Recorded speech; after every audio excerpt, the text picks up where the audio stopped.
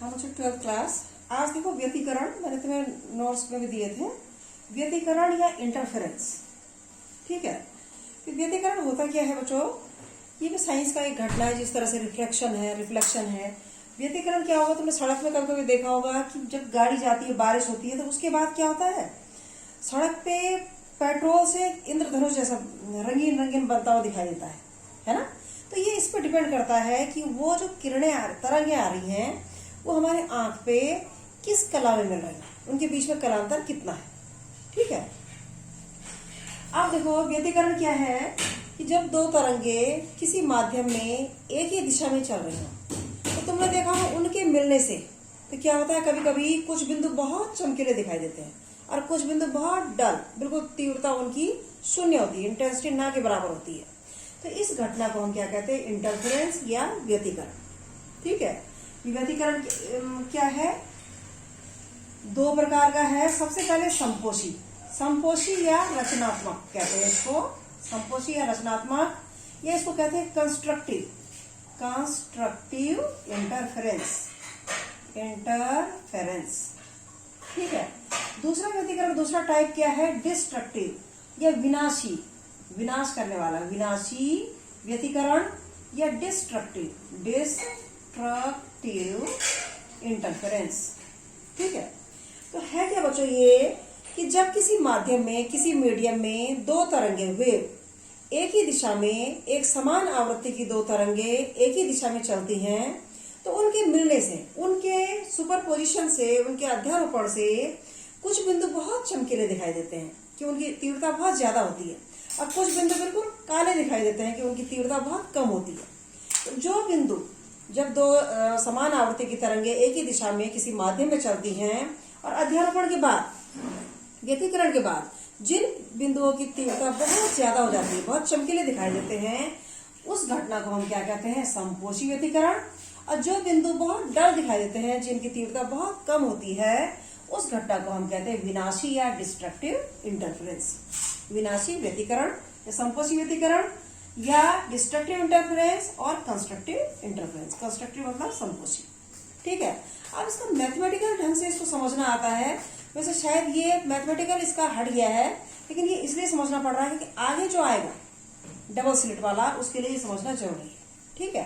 तो हमने मान लिया बच्चों, हमारे पास दो वेव्स हैं, दो तरंगे हैं, जिनका आयाम, एम्पलीट्यूड क्या है, जिनका दो तरंगे, जिनका आयाम क्या है, ए और बी, यानी एक समान आवृत्ति की दो तरंगे एक ही दिशा में चल रही हैं, जिनका एम्पलीट्यूड ए और बी है, ठीक है। अब हमारा बात जिस मीडियम में चल रही है उसके किसी बिंदु पर पहली तरंग के कारण विस्थापन क्या है, y1, ठीक है। और उसी बिंदु पर दूसरी तरंग के कारण विस्थापन क्या है, y2, डिस्प्लेसमेंट। अब अध्यारोपण का सिद्धांत क्या कहता है, उनके मिलने से जो व्यतिकरण होता है, यानी उस बिंदु पर परिणामी विस्थापन, ठीक है। पहली तरंग के कारण विस्थापन y1 है बच्चों, और दूसरी तरंग के कारण विस्थापन y2 है। अब देखो y1 क्या हो जाएगा, a sin ओमेगा t। ये वेव इक्वेशन है, तुमने पढ़ी है 11th में, अच्छा यहाँ 11th में। और दूसरे तरंग के कारण उस बिंदु पर विस्थापन कितना हुआ, displacement b sin omega t plus phi, जहां फाई क्या है, कलांतर है या फेज डिफरेंस है, यही होता है तरंग समीकरण। और a b क्या है, उनके आयाम है, एम्पलीट्यूड। अब देखो जब अध्यारोपण का सिद्धांत क्या कहता है, जब दोनों तरंगे मिलती हैं तो उस बिंदु पर रिजल्टेंट डिस्प्लेसमेंट कितना होगा, उस बिंदु पर परिणामी विस्थापन यानी y बराबर होगा y1 प्लस y2। क्या हो जाएगा, y1 a sin omega t plus y2 क्या है बच्चों, b sin omega t plus 5। Solve कर दो, sin a plus b, formula होता है sin a cos b plus cos a sin b। कितना हो जाएगा, ये a sin omega t plus b, इसको sin a प्लस b, ये a है और ये b है, तो sin a प्लस b क्या हो जाएगा, sin a यानी a for omega t, sin omega t cos b cos phi plus cos a यानी cos omega t sin phi. समझ रहे हो, sin a plus b equal to sin a cos b plus cos A sine B. खुल गया ये, इसको पूरा खोल दो तो कितना आ जाएगा, ये साइन ओमेगा टी कॉमन ले लिया, अंदर कितना हो जाएगा, यहाँ ए बचा, प्लस यहाँ साइन ओमेगा टी कॉमन हो गया, B cos phi, B cos phi कितना हो गया, ठीक है, B sine omega T cos phi, B sine omega T cos phi, plus यहाँ क्या बचा, बी ये वाला term cos omega T sine phi. समझ रहे हो, इन दोनों टर्म में से हमने साइन ओमेगा टी कॉमन लिया, यहाँ बचा A plus B cos phi. यहाँ क्या हुआ, cos omega T sine phi और ये बी, ठीक है, साइन ओमेगा टी ये हो गया, कॉस ओमेगा टी ये हो गया। अब हमने मान लिया लेट ये बराबर आर कॉस थीटा, माना कितना बचो, A plus B cos five और उसके बाद क्या है, B sine five, B sine five, A plus B cos five बराबर आर कॉस थीटा और B sine theta, B sine five, cos omega T छोड़ दिया, साइन ओमेगा टी छोड़ दिया, बी साइन फाइव बराबर लिख दिया आर साइन थीटा, ये मान लिया हमने, ठीक है। तो इसमें क्या हो जाएगा बच्चों, इसमें ये वाली इक्वेशन क्या हो जाएगी, y equal to sine omega T, उसके बाद A plus B cos phi की जगह हमने क्या रख दिया, आर कॉस थीटा, प्लस क्या हो गया, कॉस ओमेगा टी, ठीक है, ये वाला बी साइन फाइव की जगह क्या रख दिया, आर साइन थीटा। पुट कर दो यहाँ, कितना हो गया ये, R sine omega T cos theta plus cos omega T sine theta, ये फिर साइन ए प्लस बी का फॉर्मूला आ गया, है ना। तो कितना हो गया, आर कॉमन बाहर, दोनों में आर आर है, अंदर क्या होगा, साइन ए कॉस बी, यानी sine A plus B omega T plus theta, sine A cos B plus cos A sine B, ठीक है, इतना हो गया। यानी ये फिर क्या इक्वेशन आ गई, एक वेव इक्वेशन आ गई, as you have earlier learn in class 11th। You know that this is a type of waveform whose amplitude is equal to r। तो y बराबर a sin omega t plus five की तरह equation आ गई। ये फिर तरल समीकरण है जिसका आयाम कितना है, ये आयाम या एम्पलीट्यूड कितना है, r है। अब इसका मतलब जब दो वेव एक ही दिशा में समान आवृत्ति की चलती हैं तो उनके अध्यारोपण से जब व्यतिकरण होता है, इंटरफेरेंस होता है, तो नई तरंग बनती है, वो भी किस रूप की है, एक तरंग समीकरण के रूप की है, जिसका आयाम कितना है बच्चों, आर, क्योंकि y बराबर A sine omega T plus theta रूप में है, ठीक है। अब इस आर का मान क्या होगा, क्योंकि हमने ये माना था, तो इसका आर का मान इन दोनों से निकाल लेंगे। कैसे निकलेगा, इसका स्क्वायर करेंगे, इसका स्क्वायर करेंगे और दोनों को जोड़ देंगे। इसका स्क्वायर करेंगे तो इधर का भी होगा, तो देखो कितना हो जाएगा, इसका क्या हो जाएगा square, R square sine square theta, ठीक है, बराबर क्या हो जाएगा, B square sine square phi. जब साइन थीटा का स्क्वायर होता है तो स्क्वायर यहाँ पे आता है, इसका स्क्वायर। अब इसका स्क्वायर करेंगे तो कितना हो जाएगा, ये R square cos square theta. अब इधर वाले का स्क्वायर क्या हो जाएगा, इधर का भी करेंगे तो a plus B cos five का होल स्क्वायर। समझ रहे हो, हमने क्यों किया ये स्क्वायर, क्योंकि हम जानते हैं बच्चों sign square theta plus cos square theta बराबर होता है 1। ए बच्चों सीटी बंद करो, सीटी लो पे करो। अब देखो कितना हुआ, ये इसका स्क्वायर किया, R square sine square theta plus R square cos square theta, square करके जोड़ दिया तो कितना हो जाएगा, आर स्क्वायर, अंदर क्या हो जाएगा, sign square theta plus cos square theta, ठीक है। इन दोनों को स्क्वायर करके जोड़ दिया, तो इधर भी स्क्वायर करके जोड़ेंगे तो कितना हो जाएगा, यहाँ का square B square sine square five और A plus B cos five का स्क्वायर, तो कितना हो जाएगा बच्चों, B square sine square five plus, अब देखो इसको सीधे नहीं खोलेंगे, ए प्लस बी का होल स्क्वायर है, A square plus B square plus 2ab, तो कितना हो जाएगा बच्चों यहाँ पे, ये वाला ए स्क्वायर फर्स्ट का वर्ग प्लस सेकंड का वर्ग यानी B square cos square five plus 2ab यानी 2ab कॉस फाइव भी है, ठीक है, ठीक है।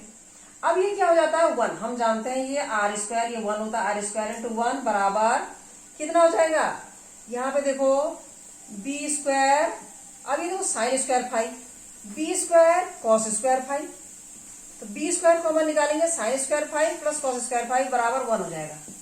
इकट्ठे लिख दिया मैंने, plus a square plus 2ab cos 5। कुछ नहीं किया मैंने, खोल दिया और इन दोनों को इकट्ठे ले लिया, बी स्क्वायर और इसको कॉमन लेके 1 ले लिया। तो हमारे पास क्या आ गया, आर स्क्वायर बराबर इतना। तो आर बराबर क्या हो जाएगा, under root A square plus B square plus 2ab cos 5। यह आ गया आयाम का समीकरण।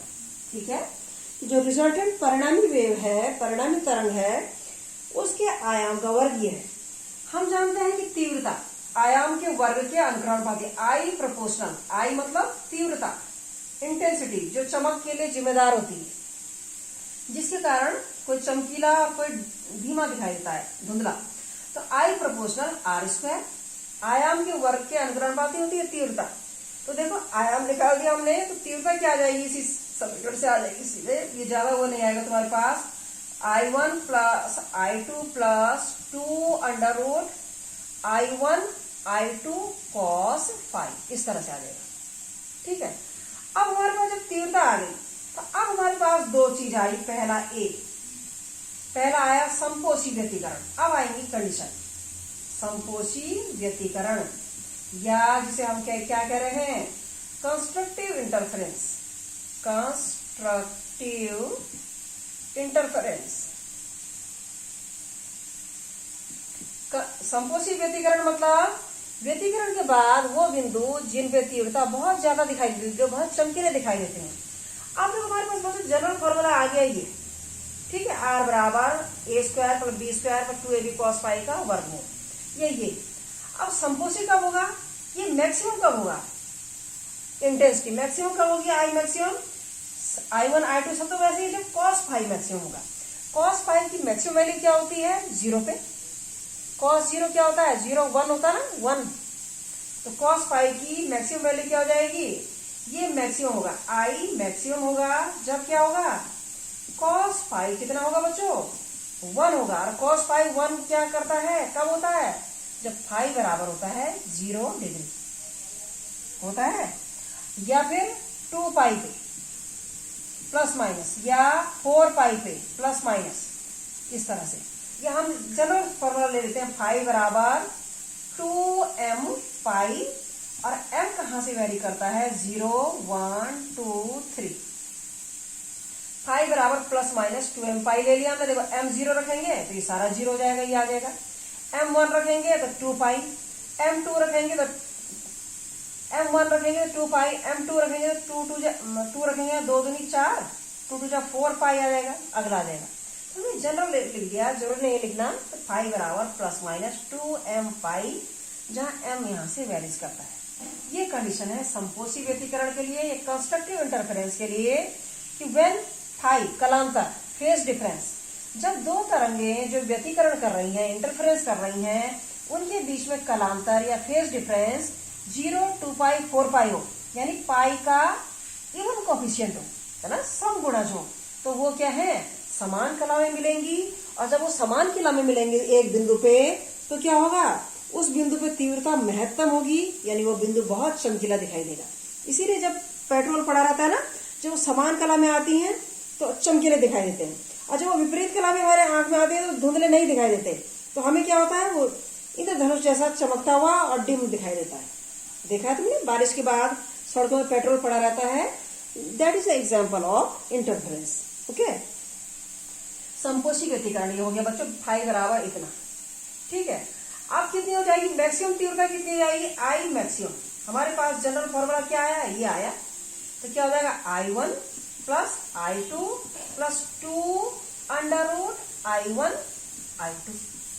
अब cos 5 1 पे होगी, क्योंकि हमें मालूम है cos की महत्तम वैल्यू 1 होती है, 0 1, वो 0 डिग्री पे होती है ना, ये इन पे होती है। तो cos 5 1 कर दिया हमने, तो इतना आ गया। अब ये किसका वर्ग है, वर्गमूल I1 plus under root I2, इसका होल स्क्वायर करोगे तो बच्चों क्या हो जाएगा, पहले इसका वर्ग यानी I1, दूसरी संख्या का वर्ग a square plus b square plus 2ab I2 plus 2 into ab 2 under root I1 I2, यानी ये क्या है, इसका फैक्टर किया तो under root I1 plus under root I2 का होल स्क्वायर है। यानी जब दो तरंगे समान कला में मिलती हैं, जब दो वेव सेम फेज डिफरेंस में मिलती हैं, या जब दो तरंगों के बीच में कलांतर पाई का समगुणज होता है, इवन होता है कोफिशिएंट 0 to पाई 4 पाई, तो समान कला में मिलेंगी। और जब वो समान कला में इंटरफेरेंस करेंगी तो उन बिंदुओं पर इंटेंसिटी मैक्सिमम होगी और वे बिंदु बहुत ज्यादा चमकीले दिखाई देंगे और उस वैल्यू का मान होगा इतना। ठीक है, और दैट इज कॉल्ड संपोषी व्यतिकरण या कंस्ट्रक्टिव इंटरफेरेंस। अब दूसरी चीज ये हो गया संपोषी, समझ रहे हो? यहां से हम मैथमेटिकल लेके चले, ये जनरल आ गया। संपोषी कंडीशन में तो ये मैक्सिमम कब होगा? जब cos फाई 1 होगा, तो कंडीशन आ गई इतना। अब कितना होगा? इतना होगा। ठीक है, अब देखो सेकंड हम लें विनाशी व्यतिकरण। यहीं पर ले लेते हैं, नीचे पता नहीं दिख रहा तुम्हें। विनाशी व्यतिकरण बी, विनाशी व्यतिकरण यानी डिस्ट्रक्टिव इंटरफेरेंस। ठीक है, मतलब जब हम देखते हैं और हमारे पे वो बिंदु जो व्यतिकरण के बाद बहुत धुंधले दिखाई देते हैं, तो हम कहते हैं वहां पे विनाशी व्यतिकरण हुआ या डिस्ट्रक्टिव इंटरफेरेंस हुआ। ठीक है, उसकी कंडीशन क्या है? अब हम यहाँ से जनरल लेके चले थे बच्चों। संपोषी के लिए हमने cos फाई 1 लिया था, विनाशी के लिए क्या लेंगे? cos फाई की वैल्यू क्या होगी? cos फाई बराबर होगा -1, और cos फाई -1 कब होता है? 180 पे, व्हेन फाई इज पाई, या फिर बच्चों 3 पाई है या फिर 5 पाई है। तो यहाँ पे क्या आएगा? फाई बराबर 2m + 1 पाई। जनरल फॉर्मूला लिख दिया, जरूरी नहीं है। m को वेरी करेंगे 0, 1, 2, यहाँ से m 0 रखेंगे तो देखो 0 हो गया, पाई आ जाएगा। m 1 रखेंगे तो 2 1 2 + 1 3 पाई आ जाएगा, ±3 पाई। ठीक है, m 2 रखेंगे तो कितना हो जाएगा? 2 2 4 + 1 5 पाई आ जाएगा, अगला आ जाएगा। इसलिए हमने जनरल फॉर्मूला लिख दिया। तो जनरल ये है, इसी में m की वैल्यू सब्स्टिट्यूट करते जाएंगे तो ये आ जाएगा। और ये कैसे आया? ये इसलिए आया बच्चे क्योंकि हमें मालूम है विनाशी व्यतिकरण के लिए जो परिणामी रिजल्टेंट इंटेंसिटी होगी, परिणामी तीव्रता होगी, वो बहुत कम होगी। तो वो ये बहुत कम कब होगी तीव्रता? I1 I2 तो सब सेम रहेंगे जब cos फाई बहुत कम होगा। cos फाई की कम से कम वैल्यू क्या होती है? -1 होती है, और वो कब होता है? जब फाई 180 डिग्री होता है, फाई बराबर पाई। तो ये आ गया जनरल फॉर्मूला। ठीक है, तो ये बिंदु क्या दिखाई देंगे? धुंधले दिखाई देंगे। ठीक है, अच्छा, अब कितना होगा? I मिनिमम, और मिनिमम इंटेंसिटी क्या होगी? I minimum I1 + I2 + 2 √I1 × I2 cos phi की वैल्यू -1। ठीक है, तो ये किसका होल स्क्वायर है? √I1 - √I2 का होल स्क्वायर। ये माइनस हो जाएगा यहाँ पे, तो a स्क्वायर a - b का होल स्क्वायर, a स्क्वायर यानी I1, b स्क्वायर प्लस में I2 माइनस, ये माइनस है ही 2 √I1 I2, ये आ गया, इसका फैक्टर ये आ गया। ठीक है, अब देखो ये आ गया। तो ये क्या है? जब क्या है, कैसे कहोगे? जब जिन बिंदुओं पर दो तरंगे, दो वेव्स विपरीत कला में मिलती हैं, या जब कलांतर, दो तरंगों के बीच में कलांतर फेज डिफरेंस पाई का विषम गुणज होता है, और कोफिशिएंट होता है कि पाई है, 3 पाई है, 5 पाई है। ठीक है, तो उन बिंदुओं पर क्या होगा? बहुत धुंधला दिखाई देगा, और क्या होगा? विनाशी व्यतिकरण होगा, और ये बिंदु बहुत धीमे दिखाई देंगे। तो यही व्यतिकरण आ गई। कंडीशन क्या है? बंद करो बच्चों, सिटी बंद कर दो। आप देखो व्यतिकरण आ गया कि जब किसी माध्यम में दो तरंगे, दो वेव समान आवृत्ति की एक ही दिशा में चलती हैं, तो उनके मिलने से कुछ बिंदुओं पर, किन बिंदुओं पर? जहां पर वो समान कला में मिलती है, जहां पे फाई क्या होता है? 0 2 पाई 4 पाई होता है, इवन कोफिशिएंट होता है पाई का। उन बिंदुओं पर तीव्रता इंटेंसिटी बहुत ज्यादा होती है, वो चमकीले दिखाई देते हैं।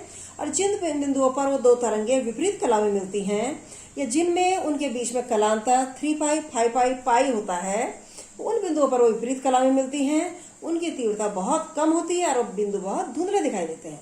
और इस फिनोमेना को, इस घटना को, कि दो तरंगे चल रही हैं, उनके मिलने से कुछ बिंदुओं की तीव्रता बहुत ज्यादा है बच्चों, कुछ बिंदु बहुत धुंधले दिखाई दे रहे हैं, ये पूरी घटना कहलाती है व्यतिकरण। और दोनों टाइप के व्यतिकरण क्या है, संपोषी और विनाशी, कंस्ट्रक्टिव और डिस्ट्रक्टिव इंटरफेरेंस। ठीक है, अगला देखो बच्चों, अब इसमें ये पूरा हो गया व्यतिकरण समझने के लिए। ये वैसे डेरिवेशन अब हट गया इस साल, मुझे लग रहा है ये हट गया डेरिवेशन, लेकिन इसको समझना पड़ेगा कि फिजिक्स ऐसा नहीं कि उड़ते उड़ते तुम कोर्स में हट गया तो तुम वो कूद के अगला आ जाओ, है ना। अगले के लिए समझना पड़ेगा। अब देखो एक चीज और आती है क्या, अब एक आता है कलांतर। एक मैंने तुम्हें वहीं क्लास में 11वीं क्लास में तुमने पढ़ा था कलांतर। कलांतर यानी फाई, डेल्टा फाई बराबर 2 पाई बाय लैम्डा इंटू पथांतर।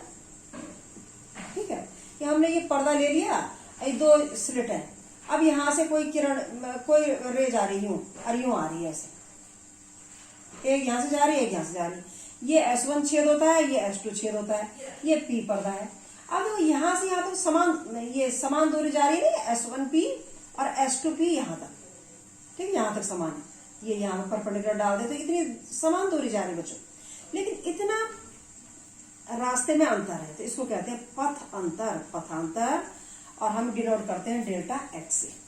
यानी पथांतर क्या है, डेल्टा एक्स बराबर S2P माइनस S1P। मतलब जैसे मैं यहाँ से यहाँ गई और यहाँ से यहाँ आई, तो इतनी दूरी तो बराबर है, इतना मैं एक्स्ट्रा चली, ये क्या है, पथांतर। ठीक है, अब वो वाले डेरिवेशन लेने पड़ेंगे, वो मैंने मिटा दिए। अब देखो यहाँ पे डेल्टा, जब ये आ गया फाई बराबर कलांतर इतना है। अब एक क्वेश्चन ये भी आता है, दो तरह से आता है ना, कि संपोषी व्यतिकरण और विनाशी व्यतिकरण कब होगा। तो या तो कलांतर ऐसा है और या पथांतर इतना है, दोनों तरह से कह सकते हो। पथांतर कितना होगा, यहाँ से देखो, पथांतर डेल्टा एक्स इक्वल टू क्या हो जाएगा, lambda upon 2 pi, delta X lambda upon 2 pi into delta phi. इसी को इधर उधर कर दिया, delta X lambda upon 2 pi into delta phi. ये कलांतर है। अब तुमने देखा था ये कब आया था, जब संपोषी था, यानी संपोषी व्यतिकरण था। इसका मतलब कंस्ट्रक्टिव इंटरफेरेंस था, संपोषी व्यतिकरण। तब क्या था बच्चों, फाई बराबर क्या था, 0, 2 पाई, 4 पाई। अब इस तरह से याद हो जाएंगे ना, और नहीं तो रटना पड़ेगा सीधे। 0, 2 पाई, 4 पाई। तब फाई 0 था, तो ये डेल्टा एक्स क्या हो गया, 0 हो गया। ठीक है, फाई 2 पाई था, तो यहाँ फाई 2 पाई आया, 2 पाई कटा, ये क्या आया, लैम्डा आ गया यहाँ से। अब फाई 4 पाई है, 5 की जगह पे 4 पाई रख दो, 4 पाई। तो 2 पाई से ये 2 बार कर दो, 2 लैम्डा बचा, ये अब बचा, ये प्लस माइनस में आ जाएंगे। ठीक है, तो डेल्टा एक्स क्या हो जाएगा, प्लस माइनस एम लैम्डा। और एम कहाँ से वेरी करता है, 0, 1, 2 वेरी करेगा, 0 रखेंगे तो 0 हो जाएगा, फिर लैम्डा 2 लैम्डा। तो ये क्या है, संपोषी व्यतिकरण के लिए कि जब दोनों तरंगे समान कलांतर होती है, जब उनके बीच में कलांतर फाई 0, 2 पाई, 4 पाई होता है, या फिर हम कह सकते हैं जब उनके बीच में पथांतर क्या होता है, ये 0 लैम्डा 2 लैम्डा होता है। बस ये है कि दोनों तरह से कही जा सकती बात। तो डेल्टा एक्स बराबर एम लैम्डा। अब दूसरा है विनाशी व्यतिकरण। विनाशी कब होगा, विनाशी व्यतिकरण या डिस्ट्रक्टिव इंटरफेरेंस कब होगा, कब था, फाई बराबर क्या था, जब pi plus minus pi plus minus 3 pi plus minus 5 पाई, यानी ये वैल्यू थी जो हम पहले निकाल चुके हैं। अब यहाँ देखो, इसलिए डेल्टा एक्स क्या आ जाएगा, पथांतर क्या आएगा, जब पाई था तो पाई आएगा, पाई से पाई कट जाएगा। ये डेल्टा ही तो डिफरेंस है, इसे कुछ नहीं है। फाई की जगह पाई रखोगे, पाई से पाई कट जाएगा, लैम्डा अपॉन 2 आ जाएगा। दूसरा 3 पाई रखोगे, 3 पाई, तो पाई कट जाएगा, 3/2 लैम्डा आ जाएगा, 3/2 लैम्डा। तीसरा क्या आ जाएगा, 5 पाई कट जाएगा, 5/2 लैम्डा। प्लस माइनस बनाएंगे सब। ठीक है, तो संपोषी व्यतिकरण कब है, या तो फाई 0, 2 पाई, 4 पाई है, या डेल्टा एक्स पथांतर है ना, रास्ते में अंतर 0 लैम्डा 2 लैम्डा है। विनाशी व्यतिकरण कब है, डिस्ट्रक्टिव, या तो 5 पाई 3 पाई 5 पाई है, यानी उसका ऑड कोफिशिएंट है पाई का। जब दो तरंगे मिल रही हैं वो विपरीत कला में, ऑपोजिट फेज में मिल रही है, इतना फेज डिफरेंस है ना। या फिर पथांतर कितना है, λ/2, 3/2 है लैम्डा, 5/2 लैम्डा। तो ये हो गया पूरा व्यतिकरण, इंटरफेरेंस, संपोषी व्यतिकरण और विनाशी व्यतिकरण। कब कब ये होगा, कैसे कैसे होगा। तुम यतिकरण समझ लो। ठीक है।